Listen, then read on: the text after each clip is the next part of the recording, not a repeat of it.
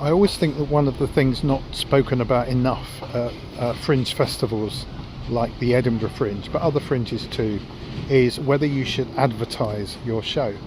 And in the world of social media, that is, do I pay money to advertise on TikTok, to boost posts, and to boost posts on Instagram?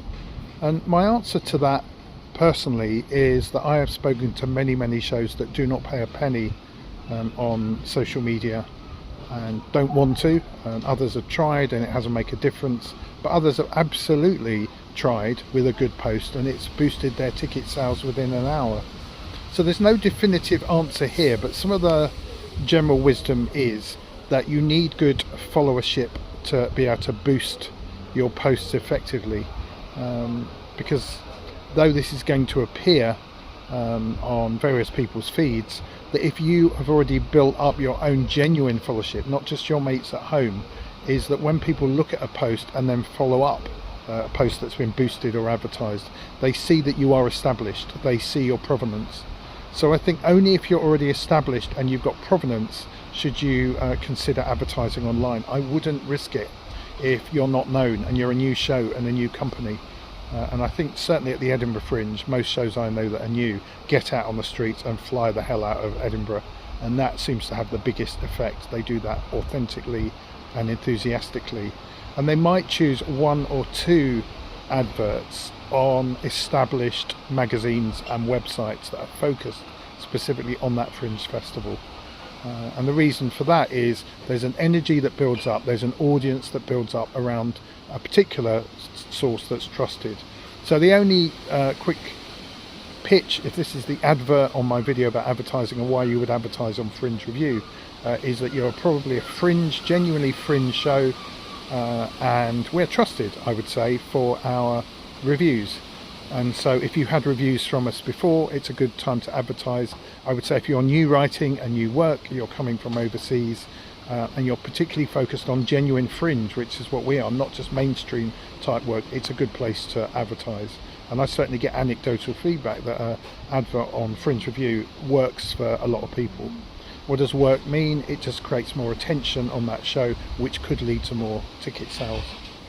But it's not vital, it's not necessary, and I think it can be offset with being out and about and flyering and doing some very good social media.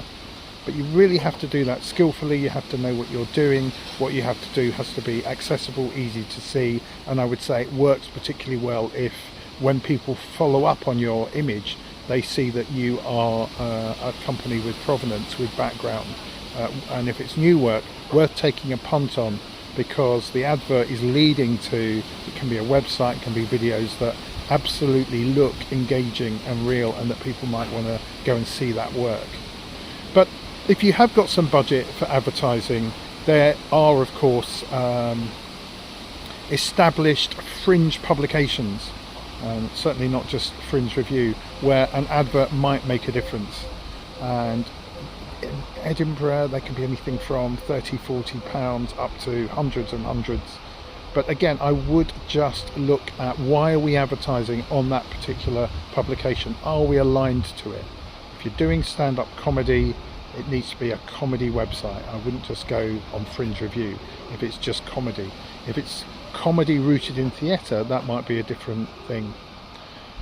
So the reason you might advertise would be particularly because you feel that the readership or the viewership of that particular publication is aligned with what you're advertising. Yeah, we're that sort of show. What we're doing is going to appeal to the audience of that publication. And then this is all about some really basic stuff. They're normally square adverts, so the main thing needs to be the image and the show title, and probably the dates and a small QR code, and it doesn't need to be much more. We're getting people that advertise with us and we have to work with them a little bit in our own time to just make sure that that's a more readable advert, and it hasn't just got all the tiny stuff about the venue which just doesn't render at all online. It makes people's eyes look away. So it needs to be visual. Have a look at some of the adverts on some of the publications. Certainly in Edinburgh, and I don't want to miss anybody out, but you'll find there are publications with decent readership like Broadway Baby, like 3 Weeks, like the Wee Review, that's up in Scotland. and there are many more. What you might do, I would say, if it's cheap, also is advertise on an influencer channel or one of their blogs. And there are individuals out there who write really well and people like their views, so they've got a readership, a bit like a particular restaurant critic who maybe was a famous chef, and they've got their own unique readership, because people, when they arrive in Edinburgh and think, where should we go and eat, they go, let's see what George Smith, Mary Jones has got to say about that restaurant, because they trust their individual view. But I would check the stats with everybody to make sure they've got genuine readership, particularly during the Fringe. They often publish those. If they've got an advertising page, they'll tell you what kind of level of readership they've got. And it's no good if they're really good writers, but it's just 100 people. So you need to spend your money wisely, and I'm coming back to the same thing again, including FringeReview. Particularly if money is tight, you do not need to pay for adverts for anybody if you're prepared to offset that with all the energy and effort of the face-to-face flyering and the good use of social media. And what I notice is when people might have benefited from advertising, they haven't done that. And so we're getting some really lazy posts sort of at FringeReview, and when I look at it, they're not inspiring images. They've clearly been written with ChatGPT or another form of AI. The images look fairly terrible, and that kind of subliminally, if not directly, speaks to the quality of the show itself, which is a shame if it's a really good show. So overall, it's not a deal breaker if you don't advertise your show at the Edinburgh Fringe, and it's not guaranteed you're going to sell more tickets if you advertise your show at the Edinburgh Fringe, talking about paid adverts.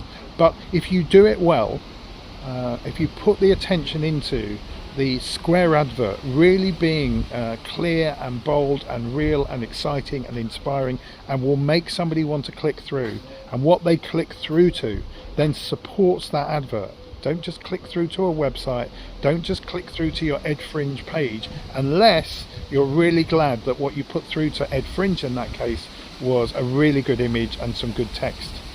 What you don't want is people having to click 3 times, 4 times before they get to a booking page. So adverts are a gateway. Adverts can make a difference. You need to target them well. My view, but I've been saying this for years about what FringeReview is about, is this is a fringe festival. And so if your show is truly fringe, a bit edgy, a bit different, a bit poking at the mainstream, fringe spirit, then advertise in fringe publications that are a bit like that.